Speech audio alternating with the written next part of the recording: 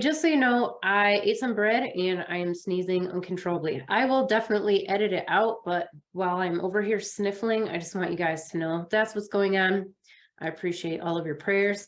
Food sensitivities are actually very common with people with strong Virgo in their chart. So if you have strong Virgo in your chart, maybe an ascendant or a sun or a planet or whatever, let me know in the comments. I'm always here to gather more data and continue to refine my knowledge. So feel free to leave that in the comments.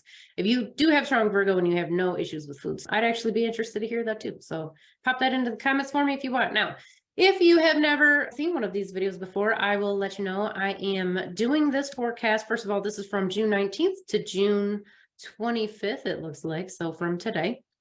And we are doing this from the coordinates of the Giza Plateau. Obviously, I have a picture here of a not very good picture of the pyramids. This program that I'm using is called Stellarium. You can download it for free at stellarium.org. It is open source. It is updated often, and it is awesome. Okay, so with that, we're going to go ahead and jump in. Oh, I should probably also let you know I do ancient sidereal astrology, which means that all of the meanings of the constellations and planets that I'm giving you, they predate classical Greek astrology by a minimum of 2,000 years, although it's more likely closer to 3. And there is evidence that these meanings go way farther back, but I'm not going to get into that today. I am going to make a video on it, and I am working on all of these things. So be sure to like and subscribe and share and so on and so forth. Hopefully you had a good new moon. Technically, it was just a matter of hours ago. If we are looking at the beginning of the month via Egyptian or Sumerian, Babylonian time, we're not really going to count the new month until the first crescent is visible in the evening sky, which is probably either tonight or tomorrow, depending on where you're at. Okay, without further ado, let's jump in. Let me see here. As of this morning, and again, this is for Egyptian Standard Time, so you're going to have to do the math on the time zones to see how and when this affects you. But the moon is just now entering Gemini. Gemini is an extremely empathic constellation, probably the most empathic of all of the constellations. It's very much related to your relationships, personal, professional, but we see a lot of intensity in our close family relationships, whether that is a romantic partnership or our children or our immediate family. The moon is going to be transiting this constellation here, conjunct with Pollux right on, that's the 20th, right around noon, but it's going to be leaving Gemini and going into Cancer. We're probably going to feel this if we're in Egypt. We're going to be feeling this right around midnight on the 21st. Now, Cancer is a much more cognitive sign than anybody wants to give it credit for. Yes, sure, if we're doing the Greek element modality thing, there is some water related to Cancer. The crab was obviously a water creature, as was the turtle, which is what this constellation probably originally looked like. It wouldn't have been a crab. This portion of the sky is very much related to going inward, going down deep into the underworld, which was not, I'm not going to get into that today. Again, subscribe. I will tell you all about the true meaning of the ancient underworld, but this is very internal.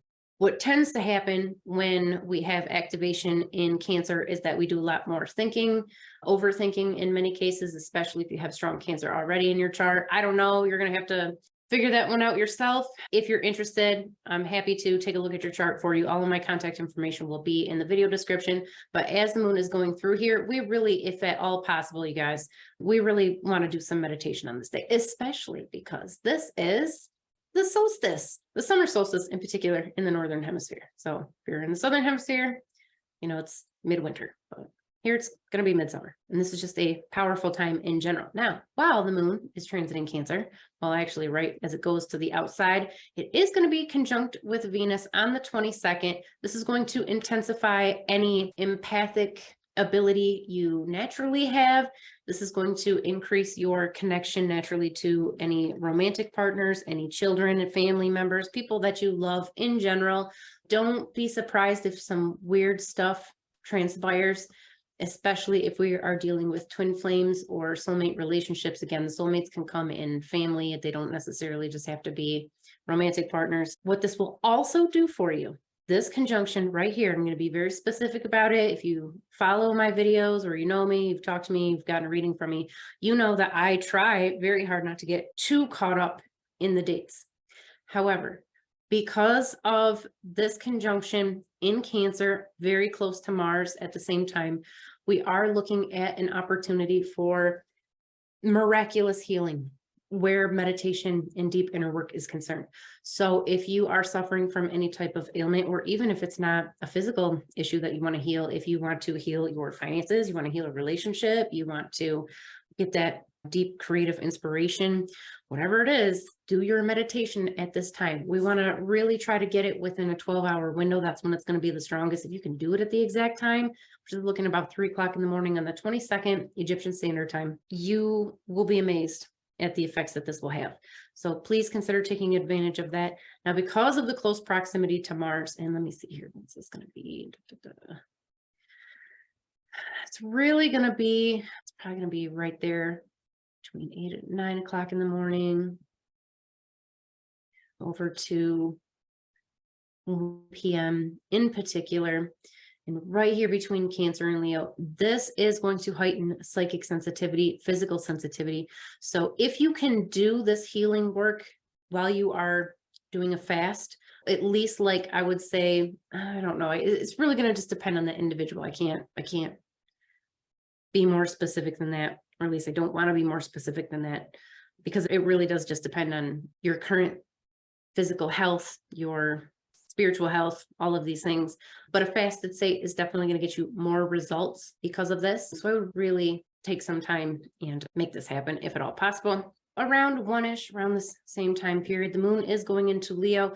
Now, this is, again, going to intensify some of our psychic sensitivity, our physical bodies, some of those food sensitivities that I was talking about earlier. This is the type of thing where they're more likely to affect you during this time period. And this is going to go all the way into the 25th. And then how long? We're going to be in Virgo. Same thing, a lot of food sensitivity here in Virgo until, so when is the 25th? So somewhere we're already into here. We'll talk about this again next week, by the way. But while this is happening, I know that this is probably not the advice that your sensei would give you or your guru.